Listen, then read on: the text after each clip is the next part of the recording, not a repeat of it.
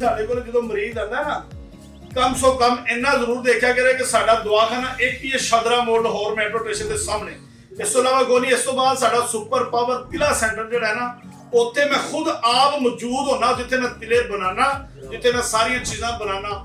ਅਗਰ ਕਈ ਲੋਕ ਮੈਨੂੰ ਵੀਡੀਓ ਜਦੋਂ ਕਾਲ ਕਰਦੇ ਨੇ ਨਾ, ਤੁਸੀਂ ਦੇਖਿਆ ਕਰੋ ਮੈਂ ਆਪਣੇ ਦਵਾਖਾਨੇ ਆਪਣਾ ਸੈਂਟਰ ਦੇ ਉੱਤੇ ਮੌਜੂਦ ਹੋਣਾ, ਡੇਰੇ ਦੇ ਉੱਤੇ ਮੌਜੂਦ ਹੋਣਾ, ਜਿੱਥੇ ਮੈਂ ਹਰ ਕਿਸਮ ਦੇ ਜ਼ਮੀਨ 'ਚ ਦਵਾਏ ਹੁੰਦੇ ਨੇ, ਘੜੇ ਦਵਾਏ ਹੁੰਦੇ ਨੇ, ਜ਼ਮੀਨ ਦੇ ਅੰਦਰ ਤਾਂਬੇ ਦੀਆਂ, ਜਿਸ ਤਰ੍ਹਾਂ ਤਾਂਬੇ ਦੀਆਂ ਦੇਗਾਂ ਪਈਆਂ ਨਜ਼ਰ ਆ ਰਹੀਆਂ ਅੱਗੇ ਠੀਕ ਸਭ, ਇਸ ਤਰ੍ਹਾਂ ਤਾਂਬੇ ਦੀਆਂ ਦੇਗਾਂ ਮੈਂ ਦਵਾਈਆਂ ਹੁੰਦੀਆਂ ਨੇ। ਉਸ ਤੋਂ ਬਾਅਦ ਕਾਲੇ ਸੱਪ ਮੇਰੇ ਕੋਲ ਡੈਨ ਢੇਰ ਲੱਗੇ ਹੁੰਦੇ ਨੇ, ਹਰ ਚੀਜ਼ ਦੇ ਕਾਲੇ ਪਿੱਛੋਂ ਦੇ ਢੇਰ ਲੱਗੇ ਨੇ, ਚੋਕਾਂ ਗਦੇ ਦੇ ਨਫਸ ਨਾਲ ਮੈਂ ਹਰ ਚੀਜ਼ ਦੀ ਉੱਤੇ ਸਹੂਲਤ ਮੌਜੂਦ ਕੀਤੀ ਆਪਣੇ ਡੇਰੇ ਦੇ ਉੱਤੇ।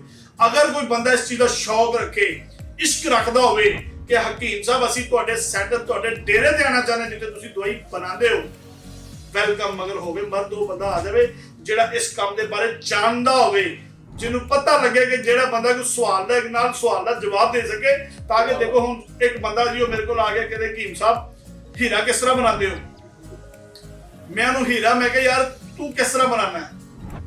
ਉਹ ਕਹਿਣ ਲੱਗਾ ਜੀ ਮੈਂ ਤਾਂ ਇਸ ਤਰ੍ਹਾਂ ਹੁਣ ਉਸ ਤਰ੍ਹਾਂ ਬਣਦਾ ਹੀ ਨਹੀਂ, ਉਸ ਤਰ੍ਹਾਂ ਤਰੀਕਾ ਹੀ ਨਹੀਂ। ਇੱਕ ਬੰਦੇ ਨੂੰ ਮੈਂ ਆਪਣਾ ਸਵਾਲ ਦੱਸ ਰਿਹਾ ਉਹਨੂੰ ਪਤਾ ਹੀ ਨਹੀਂ ਵਿਚਾਰੇ ਨੂੰ, ਉਹ ਤਬੀਬ ਹੀ ਨਹੀਂ, ਹਕੀਮ ਹੀ ਨਹੀਂ।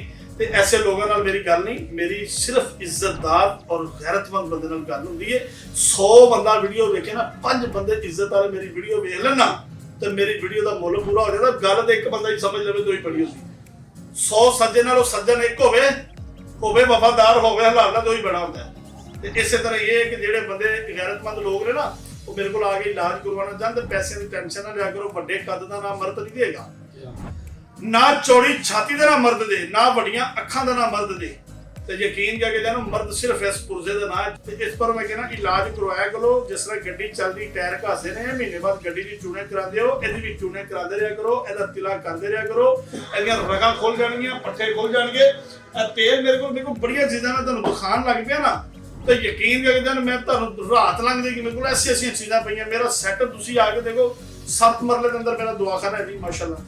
ਔਰ ਉਸ ਤੋਂ ਬਾਅਦ ਜਿਹੜਾ ਡੇਰਾ ਮੇਰਾ ਜੀ ਉਹ 5 ਕਨਾਲ ਦੇ ਅੰਦਰ ਅਸੀਂ ਡੇਰਾ ਬਣਾਇਆ, ਜਿੱਥੇ ਅਸੀਂ ਸਿਰਫ ਦਵਾਈਆਂ ਹੀ ਨੱਪ ਕੇ ਬਣਾਉਂਦੇ ਆ। ਜਿਹੜੀਆਂ ਜੋਕਾਂ ਲੋਕ ਕਈ ਸਵਾਲ ਕਰਦੇ ਜੀ ਹਕੀਮ ਸਾਹਿਬ ਜੋਕਾਂ ਕਦੇ ਦੇ ਨਫਸ ਨਾਲ ਕਿਵੇਂ ਲਾਉਂਦੇ ਹੋ। ਕੋਈ ਵੇਖਣਾ ਚਾਹਵੇ ਨਾ ਆਪਣਾ WhatsApp ਨੰਬਰ ਮੈਨੂੰ ਸੈਂਡ ਕਰ ਦੇਵੇ, ਮੈਂ ਉਹਦੇ ਤੇ WhatsApp ਨੰਬਰ ਮੈਨੂੰ ਦੇਵੇ, ਮੈਂ ਉਹਦੇ ਤੇ ਸੈਂਡ ਕਰਾਂਗਾ। ਵੀਡੀਓ ਚੈੱਕ ਕਰ ਲਈ, ਕਿਉਂਕਿ ਹਰ ਵੀਡੀਓ ਮੈਂ YouTube ਦੇ ਉੱਤੇ ਅਪਲੋਡ ਨਹੀਂ ਕਰ ਸਕਦਾ, ਮੇਰੀ ਮਜਬੂਰੀ।